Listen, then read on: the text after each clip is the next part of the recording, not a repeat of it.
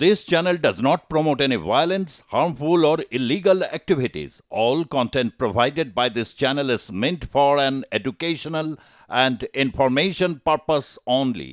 অন্তর্বর্তী সরকারের প্রধান উপদেষ্টা ডক্টর মোহাম্মদ ইউনূস তিনি 4 দিনে চীন সফরে গিয়েছেন, কিন্তু সেই চীন সফরে তার একাধিক কর্মসূচি রয়েছে। গতকালই তিনি চীন সফরে গিয়েছেন, আর সেই চীন সফরে তার ঠিক কি কি কর্মসূচি রয়েছে অবশ্যই আমরা আপনাদের জানাবো। তবে তার আগে আরও একবার দেখাচ্ছি আপনাদের ইনফোগ্রাফিক্সের মাধ্যমে ইউনূসের চীন সফরনামা। দ্বিপাক্ষিক বিষয়ে নানা বিষয়ে আলোচনা হতে পারে সেই বৈঠকে, যেমনটা আমরা জানতে পাচ্ছি। হুয়াওয়ে উচ্চ প্রযুক্তি সম্পন্ন এন্টারপ্রাইজও পরিদর্শন করবেন ইউনূস। 29শে মার্চ ডক্টরেট প্রদান করা হবে পিকিং ইউনিভার্সিটির তরফে ইউনূসকে, সেখানেই বক্তব্য রাখবেন ইউনূস। যেমনটা আমরা জানতে পাচ্ছি, বেশ কয়েকটি চুক্তিও স্বাক্ষরিত হতে পারে চীন এবং বাংলাদেশের মধ্যে। জল, অর্থনীতি, কারিগরি সহ একাধিক বিষয়ে চুক্তি স্বাক্ষরের সম্ভাবনা। স্বাস্থ্য সংক্রান্ত বিষয়েও আলোচনা হতে পারে দুই দেশের। চীনের কোলে ঢলে পড়লেন কি ইউনূস? এই প্রশ্ন উঠতে শুরু করেছে। কিন্তু সবথেকে যেটা বড় প্রশ্ন, চীন সফরে পৌঁছে উষ্ণ অভ্যর্থনা পেয়েছেন কি অন্তর্বর্তী সরকারের প্রধান উপদেষ্টা? সেখানে কি তাকে সাদরে গ্রহণ করা হয়েছে, নাকি বেশ কিছুটা অপমানিত হয়েছেন মোহাম্মদ ইউনূস? কারণ 4 দিনের চীন সফরে তিনি যখন পৌঁছেছেন, তাকে নাকি সেখানে কোনো রকমভাবে উষ্ণ অভ্যর্থনাই জানানো হয়নি। ফলে কিছুটা হলেও অপমানিত বোধ করেছেন অন্তর্বর্তী সরকারের প্রধান উপদেষ্টা। আমরা নিউজ রুমে কথা বলবো, আমাদের প্রতিনিধি সুচারু মিত্র সরাসরি রয়েছেন। সুচারু, আমরা দেখলাম যে অন্তর্বর্তী সরকারের প্রধান উপদেষ্টা তিনি চীন সফরে গিয়েছেন, 4 দিনে তার এই সফর। কিন্তু প্রথম দিনই তাকে স্বাগত জানানোর যে একটা ব্যবস্থাপনা চীন সরকারের তরফ থেকে করা হয়েছিল, তাতে বেশ কিছুটা অপমানিত বোধ করেছেন মোহাম্মদ ইউনূস। কি আপডেট পাচ্ছেন? দেখো, এমনটাই জানা যাচ্ছে বাংলাদেশের অন্তর্বর্তী সরকারের প্রধান উপদেষ্টা ডক্টর ইউনূস তিনি চীনে পৌঁছেছেন, কিন্তু তাকে অভ্যর্থনা জানানোর জন্য সেরকম ব্যবস্থাই ছিল না। একেবারে তিনি অপমানিত বোধ করেন, এবং শুধু তাই নয়, তিনি তার ঘনিষ্ঠ মহলেও বলেছেন যে এরকমটা তিনি আশা করেননি। চীনের সঙ্গে অতীতে বাংলাদেশের সম্পর্ক ভালো, কিন্তু কেন চীন অন্তর্বর্তী সরকারের প্রধান উপদেষ্টা ডক্টর ইউনূসকে সেভাবে অভ্যর্থনা জানালো না বা সাদর আমন্ত্রণ জানালো না কেন? যদি ব্যাখ্যায় যাও তাহলে হচ্ছে যে যেহেতু তিনি নির্বাচিত সরকারের প্রতিনিধি নয়, তিনি কিন্তু ঘোষিত প্রধানমন্ত্রী নন, একটি অন্তর্বর্তী সরকার, সেই অন্তর্বর্তী সরকারের প্রধান উপদেষ্টা, ফলে চীন হয়তো তাকে সেভাবে আমল দিল না। কিন্তু এই প্রেক্ষাপটের মধ্যেও তিনি তো আর সফর বাতিল করে ফিরে যাবেন না। শুক্রবার বেজিংয়ে শি জিনপিংয়ের সঙ্গে বৈঠক রয়েছে, এবং সেখানে ডক্টর ইউনূস ব্যবসা বাণিজ্য সংক্রান্ত বিষয়ে আলোচনা করবে। এছাড়াও বিভিন্ন বিশ্বখ্যাত সোলার সিস্টেম থেকে শুরু করে চীনের বিভিন্ন ব্যবসায়িক বড় বড় প্রতিষ্ঠানের সিইও বা কর্মকর্তাদের সঙ্গে বৈঠক করবেন ডক্টর ইউনূস, এমনটাই জানা যাচ্ছে। কিন্তু সব মিলিয়ে তার চীন সফরের শুরুটাই মানে একটু খারাপ হলো, এটা কথা বলা যেতে পারে। কাঙ্ক্ষিত সম্মান তিনি পেলেন না। শোনা যাচ্ছে যে চীনের একটি ইউনিভার্সিটি থেকে তিনি সেখানে স্পিচ ইউনিভার্সিটি, সেই স্পিচ ইউনিভার্সিটিতে তিনি বক্তব্য রাখবেন, এবং শুধু তাই নয়, সেখান থেকে তাকে নাকি সম্মানও দেওয়া হবে। কিন্তু তার আগেই এয়ারপোর্টেই তিনি সেভাবে অভ্যর্থনা পেলেন না। তাকে সাদরে সাগ্রহে আমন্ত্রণ জানানোর জন্য, চীনে সাদরে আমন্ত্রণ জানানোর জন্য সেভাবে চীন সরকারের পক্ষ থেকে কোনো প্রতিনিধিই উপস্থিত ছিলেন না। এবং শুধু তাই নয়, যে অভ্যর্থনা আশা করেছিলেন ডক্টর ইউনূস, সেটা কিন্তু তিনি পেলেন না। চীনের এমন ব্যবহারে কিন্তু কিছুটা হলেও আঘাত পেয়েছেন ডক্টর ইউনূস। আসলে তিনি দেশে যেমন যে পরিস্থিতির মধ্যে চাপে রয়েছেন, সরকার চালানো নিয়ে বিভিন্ন ক্ষেত্রে তাকে চাপের মুখে পড়তে হচ্ছে। সংখ্যালঘু সম্প্রদায়ের ওপর আক্রমণ, তিনি বলছেন কিচ্ছু হচ্ছে না। বিভিন্ন সময় তিনি সংস্কারকে খাড়া করছেন। নির্বাচনের পর যখনই নির্বাচনের কথা আসছে তিনি পিছিয়ে যাচ্ছেন। ডিসেম্বর মাস থেকে জুন মাসে পর্যায়ের মধ্যে নির্বাচন হবে, আরও সময় চেয়ে নিয়েছেন সংস্কারের নাম করে। এইটা কিন্তু বাংলাদেশের রাজনৈতিক পক্ষগুলো ভালোভাবে দেখছে না। এবং একেবারে বাংলাদেশের স্বাধীনতা দিবসের প্রাক্কালে যে পরিস্থিতি তৈরি হয়েছিল, তার জাতির উদ্দেশ্যে ভাষণ দেওয়ার আগে মনে করা হচ্ছিল হয়তো চাপের মুখে ডক্টর ইউনূস পদত্যাগ করবেন। ফলে এই বিষয়টা কোন জায়গায় দাঁড়িয়েছে সেটাও খুব কঠিন। জাতির উদ্দেশ্যে ভাষণ দিয়ে তিনি চলে গেছেন বাণিজ্য করতে। আমরা জানি না যে বাংলাদেশ ব্যাগ ভরে বাণিজ্য আনবে কিনা, এবং চীনের সঙ্গে সুসংহত সম্পর্ককে সামনে রেখে আগামী দিনে তারা কিভাবে এগিয়ে চলবেন। কিন্তু চীন সফরের শুরুটাইতেই ধাক্কা, অপমানিত হলেন ডক্টর ইউনূস। একেবারে চীনে তাকে সেভাবে অভ্যর্থনা জানানো হলো না, কারণ তিনি কি নির্বাচিত প্রধানমন্ত্রী নয় বলেই? তাহলে তার এটা বোঝা উচিত, তাহলে এই সংস্কারের বিষয়টাকে সামনে না রেখে নির্বাচন করা দরকার ছিল। দ্রুত নির্বাচন হলে বাংলাদেশের যে পরিস্থিতি অত্যন্ত খারাপ পর্যায়ে রয়েছে সেটা হতো না। একদম এবং তাই। যেখানে ডক্টর ইউনূসের সমালোচনা করেছেন বাংলাদেশের বিভিন্ন বিশিষ্টজন বুদ্ধিজীবীরা, ফরাদ মাজারের মতো বিশিষ্ট কবি বারবার বলেছেন যে যেটা বাংলাদেশে চলছে ঠিক নয়, ডক্টর ইউনূস সেটা তার দিন নজর দেওয়া উচিত, তিনি নজর দিচ্ছেন না। তারপরেও তিনি নির্বিকার ঠুঁটো জগন্নাথের মতো শাসনকাল চালিয়েছেন। একেবারে আমি এবং আরো একটা প্রশ্ন নিয়ে আসবো সুচারু, তোমার কাছে একটু সঙ্গে থাকো। আমরা কথা বলেছিলাম প্রতিরক্ষা বিশেষজ্ঞ আর.কে. শ্রীবাস্তব, তিনি গোটা বিষয়টাকে ঠিক কিভাবে দেখছেন, কিভাবে ব্যাখ্যা করছেন, তার বক্তব্য একবার দর্শকদের শোনাবো।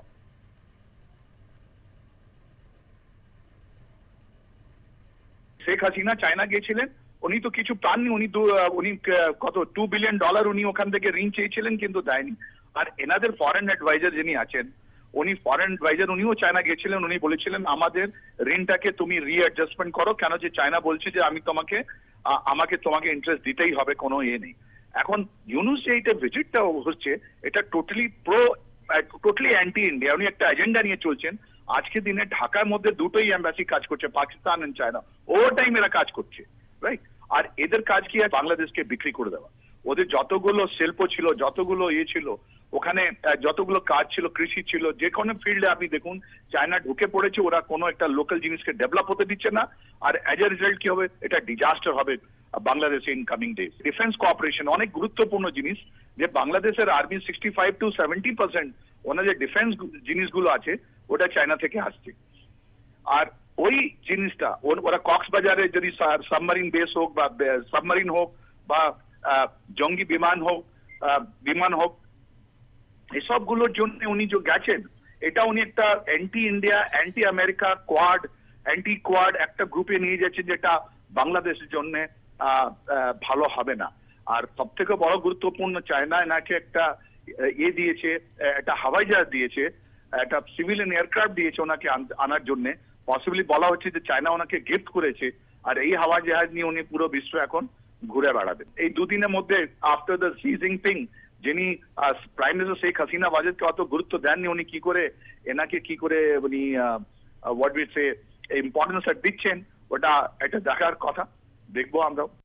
শেখ হাসিনা চায়না গিয়েছিলেন, উনি তো কিছু আচ্ছা, বিষয়টায় নজর রাখতেই হচ্ছে। চীন নয়, প্রথমে নাকি ভারতেই আসতে চেয়েছিলেন মোহাম্মদ ইউনূস, এমনই চাঞ্চল্যকর দাবি করা হয়েছে বাংলাদেশের অন্তর্বর্তীকালীন সরকারের প্রেস সচিব শফিকুল আলমের তরফে। একটি সাক্ষাৎকারে তার দাবি, চীন সফর চূড়ান্ত করার আগে বাংলাদেশের অন্তর্বর্তী সরকারের প্রধান চেয়েছিলেন ভারতে আসতে, কিন্তু সেই আবেদনে নাকি সাড়াই দেয়নি নয়াদিল্লি। তাহলে কোথাও গিয়ে ভারতের সঙ্গে এই যে একটা সম্পর্ক আদায় কাঁচকলায়, সেই আদায় কাঁচকলার সম্পর্কের মধ্যেই চীন সফরে গিয়ে অন্য কিছু বার্তা দিতে চাইলেন মোহাম্মদ ইউনূস। আমি নিউজ রুমে যাবো, আমাদের প্রতিনিধি সুচারু মিত্র সরাসরি রয়েছে আমাদের সঙ্গে। সুচারু, একটা বিষয় স্পষ্ট করতে চাইছি, এই যে ক্ষমতা আগলে পড়ে থাকা মোহাম্মদ ইউনূসের, কোথাও গিয়ে তার কি সাপে বর হচ্ছে? কি মনে হচ্ছে তোমার? তুমি আগেও জানাচ্ছিলে। না, একদমই সাপে বর হচ্ছে না, কারণ নিন্দুকেরা, সমালোচকেরা বলছেন কিন্তু যে আসলে দেশটাকে বিক্রি করতে চীনে গিয়েছেন ডক্টর ইউনূস। এবং দেখলে যে চীনে কিভাবে তিনি অপমানিত হলেন। এখন দেখা শি জিনপিং এর সঙ্গে বৈঠকের পর কত তিনি ভুড়ি ভুড়ি বাণিজ্য নিয়ে আসেন। আমরা শুনতে পাচ্ছিলাম যে প্রচুর ইলিশ নিয়ে বাংলাদেশে গেছেন ডক্টর ইউনূস। ফলে কতটা শি জিনপিং কনভিন্সড হন এবং বাংলাদেশের সাম্প্রতিক পরিস্থিতির বিচার করে একেবারে উজাড় করে আর্থিক সাহায্য বাংলাদেশের কাছে দেন কিনা সেটা দেখার। এবং শুধু তাই নয়, ভারতেও কিন্তু এর মাঝে আসতে চেয়েছিলেন ডক্টর ইউনূস। অর্থাৎ বুঝতে পারছে যে ভারত তার অবস্থান থেকে এতটুকু অনন্যয়। ভারত পাত্তাই দিচ্ছে না। কি করছে? চীনে যাচ্ছে ডক্টর ইউনূস, না কোথাও পালিয়ে যাচ্ছে, না রাশিয়ার কোনো মন্ত্রীর সঙ্গে মিটিং করছে। ভারতবর্ষে সব কিচ্ছু যায় আসে না। এবং যে পরিস্থিতি তৈরি হয়েছিল যে থাইল্যান্ডে বলা হয়েছিল যে থাইল্যান্ডে প্রধানমন্ত্রী নরেন্দ্র মোদীর সঙ্গে ডক্টর ইউনূসের যদি একটা বৈঠক অ্যারেঞ্জ করা যায়, সপাটে একেবারে সপাটে নাকচ করে দিয়েছেন নরেন্দ্র মোদী। তিনি কোনো নির্বাচিত সরকারের প্রতিনিধি ছাড়া কোনো অন্তর্বর্তী সরকারের প্রধান উপদেষ্টা বা এইরকম সমন্বয়ক এদের সঙ্গে মিটিং করবেন না, একেবারে নস্যাৎ করে দিয়েছেন নরেন্দ্র মোদী।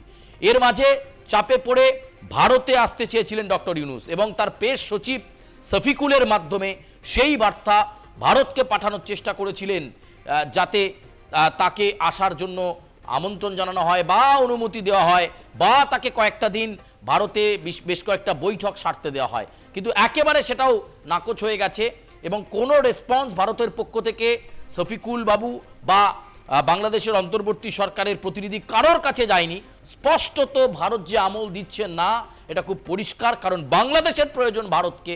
ভারত সবসময় তার নিজের অবস্থানে অনড় রয়েছে এবং আগেই ভারতবর্ষ জানিয়েছিল প্রতিবেশী দেশ তারা বিপদে পড়লে পাশে ছিলাম, আছি, থাকবো, কিন্তু বারে বারে ভারত বিদ্বেষী কার্যকলাপ, ভারতকে আক্রমণ, এই জায়গা থেকে ভারত কিন্তু একটা কঠিন কড়া অবস্থান নিয়েছে।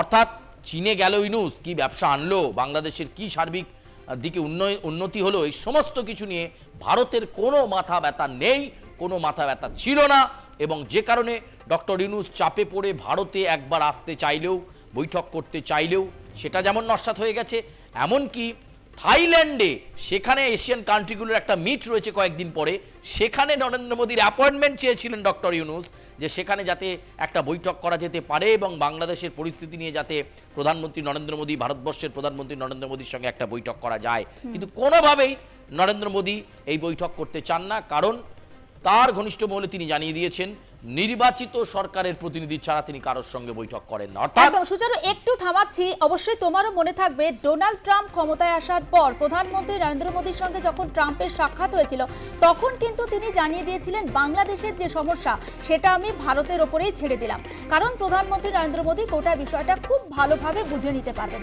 এবং তারপর ইউনূসের এই ভারত সফরে আসার নাকচ হওয়া, কোথাও গিয়ে কি চাপ বাড়ছে?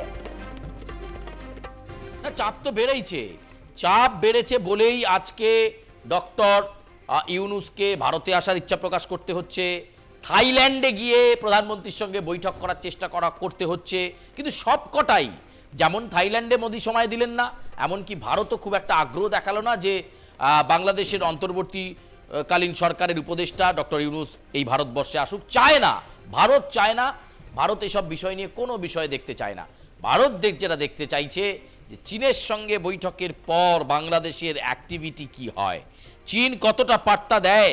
শি জিনপিং শুক্রবার বেজিংয়ে যে দ্বিপাক্ষিক বৈঠক ডক্টর ইউনূসের সঙ্গে করবেন, সেখান থেকে কি বাংলাদেশকে সুসংহত করবার জন্য কোনো বার্তা দেন সেটা দেখার, সেই দিকে তাকিয়ে রয়েছে। কারণ চীনকে খুব ভালোভাবে চেনে ভারতবর্ষ, ভারতবর্ষের থেকে চীনকে খুব ভালোভাবে চেনে এমন দেশ কিন্তু আর নেই।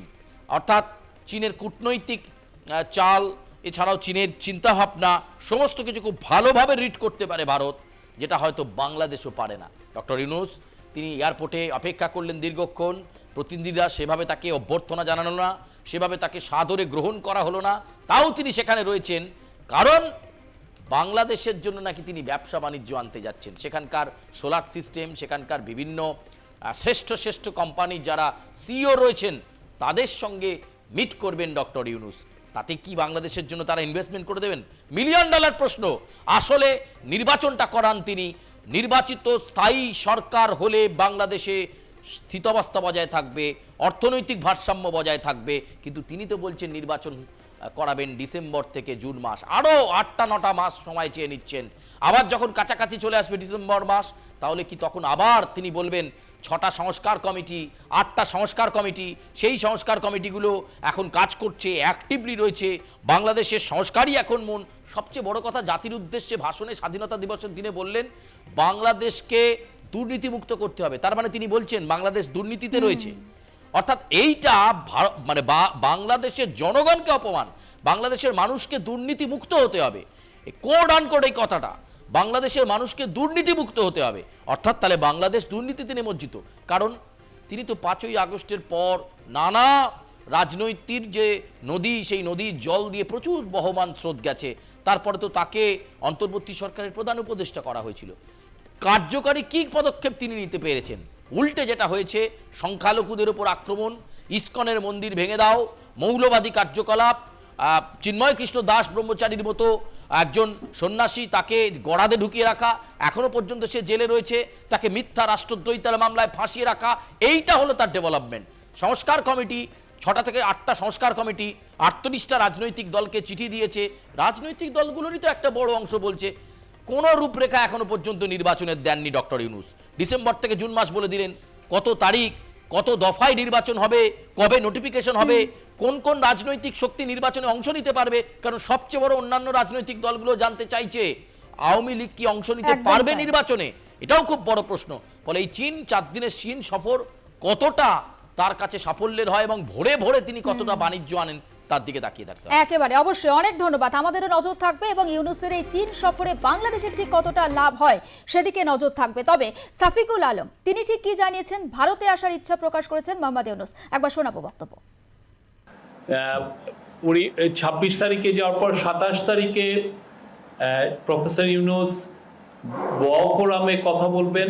সেখানে মূল ইস্যু হচ্ছে যে মানে এশিয়া এবং দ্য ওয়ার্ল্ড, এই যে changing role of Asia in the world, সেটা নিয়ে উনি একটা স্পিচ দিবেন। এবং আপনি জানেন ওয়াও ফোরামকে বলা হয়েছে ড্যাভোস অফ দ্য ইস্ট। ইস্টের মানে ড্যাভোসে যেরকম পুরো বিশ্বের মানে গ্লোবাল যারা বড় বড় লিডাররা যেরকম আসেন, বিজনেস লিডাররাও আসেন, আর বোয়াতে যেটা হয় যে পুরো এশিয়ার অনেক টপ লিডাররা থাকেন, বাইরের দেশের অনেক টপ লিডার আসেন, এবং যেটা থাকে যে প্রচুর বড় সিইও থাকেন, বড় বড় কোম্পানির সিইও, চাইনিজ যারা সিইও, যারা এখন গ্লোবালি খুবই ইনফ্লুয়েন্সিয়াল, তারা থাকেন। তো আমরা আশা করছি যে এই ওয়াও ফোরামের সাইডলাইনে এনাদের অনেক চাইনিজ বড় বড় কোম্পানির সিইওদের সাথে স্যারের কয়েকটা মিটিং হতে পারে। আর এটা স্যারের এই চায়নার সফরটা হবে হচ্ছে এটা প্রথম ওনার বায়োলেটারাল সফর। এট দ্য সেম টাইম উনি বায়োলেটারাল মিটিং করবেন চায়নার প্রেসিডেন্ট শি জিনপিংয়ের সাথে 28 তারিখে। সেখানে আমাদের সাথে চায়নার যে ধরনের যতগুলো ইস্যু আছে সবই এটা নিয়ে আলাপ হবে, এন্টার গেমিউট অফ দি ইস্যুস সবগুলো আলাপ হবে। এবং তার মধ্যেও আমরা বলতে পারি যে স্যার যেটা বলেছেন যে মূল ফোকাসটা হবে যে চায়নার কাছে চাইনিজ বড় সিইওদের সাথে মিশা, চায়নার সাথে মানে বাংলাদেশকে ইন্ডাস্ট্রিয়ালাইজেশনের জন্য, বাংলাদেশে ম্যানুফ্যাকচারিং এর জন্য একটা বড় হাব তৈরি করার জন্য চায়নার সাথে সেই ধরনের আমরা আমাদের সম্পর্কটা একটা নতুন উচ্চতায় নিতে চাই।